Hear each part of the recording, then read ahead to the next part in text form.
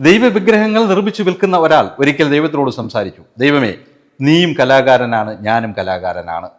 നീ നിരവധിയായ പാവകളെ സൃഷ്ടിച്ച് ഈ ഭൂമിയിലേക്ക് അയച്ചു. ഞാൻ നിരവധിയായ പാവകളെ സൃഷ്ടിച്ച് ഈ ഭൂമിയിൽ വിറ്റഴിച്ചു. നീ നിർമ്മിച്ച് ഈ ഭൂമിയിലേക്ക് അയച്ച പാവകളാവട്ടെ പരസ്പരം തമ്മിലടിക്കുകയും പോരടിക്കുകയും തമ്മിൽ തല്ലിച്ചാവുകയും ചെയ്യുന്നു. ഞാൻ നിർമ്മിച്ച പാവകളാകട്ടെ അവർ വിലയ്ക്ക് വാങ്ങി താണു വണങ്ങുകയും ചെയ്യുന്നു. വല്ലാത്ത വിരോധാഭാസമാണ് ദൈവമേ ഇതെന്ന്. നമ്മൾ നിർമ്മിച്ച വിഗ്രഹങ്ങളെ സന്ദർശിക്കുവാൻ വേണ്ടി നമ്മൾ ആരാധനാലയങ്ങളിലേക്ക് പോകുവാറുണ്ട്. പക്ഷേ നമ്മളെ സൃഷ്ടിച്ച ദൈവങ്ങൾ നമ്മുടെ വീടുകളിലും കുടുംബങ്ങളിലും ഉണ്ടായിട്ടും അവർക്ക് പലപ്പോഴും നമ്മൾ തീരെ വില കൽപ്പിക്കാറില്ല.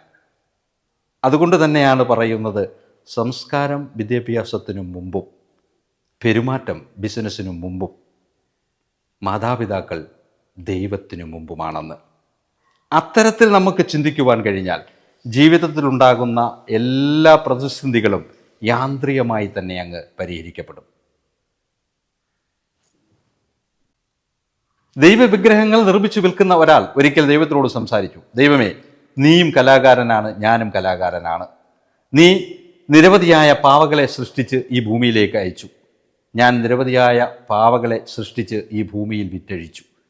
നീ നിർമ്മിച്ച് ഈ ഭൂമിയിലേക്ക് അയച്ച പാവകളാവട്ടെ പരസ്പരം തമ്മിലടിക്കുകയും പോരടിക്കുകയും തമ്മിൽ തല്ലിച്ചാവുകയും ചെയ്യുന്നു. ഞാൻ നിർമ്മിച്ച പാവകളാകട്ടെ അവർ വിലയ്ക്ക് വാങ്ങി താണു വണങ്ങുകയും ചെയ്യുന്നു. വല്ലാത്ത വിരോധാഭാസമാണ് ദൈവമേ ഇതെന്ന്. നമ്മൾ നിർമ്മിച്ച വിഗ്രഹങ്ങളെ സന്ദർശിക്കുവാൻ വേണ്ടി നമ്മൾ ആരാധനാലയങ്ങളിലേക്ക് പോകുവാറുണ്ട്. പക്ഷേ നമ്മളെ സൃഷ്ടിച്ച ദൈവങ്ങൾ നമ്മുടെ വീടുകളിലും കുടുംബങ്ങളിലും ഉണ്ടായിട്ടും അവർക്ക് പലപ്പോഴും നമ്മൾ തീരെ വില കൽപ്പിക്കാറില്ല. അതുകൊണ്ട് തന്നെയാണ് പറയുന്നത്, സംസ്കാരം വിദ്യാഭ്യാസത്തിനു മുമ്പും പെരുമാറ്റം ബിസിനസ്സിനു മുമ്പും മാതാപിതാക്കൾ ദൈവത്തിനു മുമ്പുമാണെന്ന്. അത്തരത്തിൽ നമുക്ക് ചിന്തിക്കുവാൻ കഴിഞ്ഞാൽ ജീവിതത്തിലുണ്ടാകുന്ന എല്ലാ പ്രതിസന്ധികളും യാന്ത്രികമായി തന്നെ അങ്ങ് പരിഹരിക്കപ്പെടും.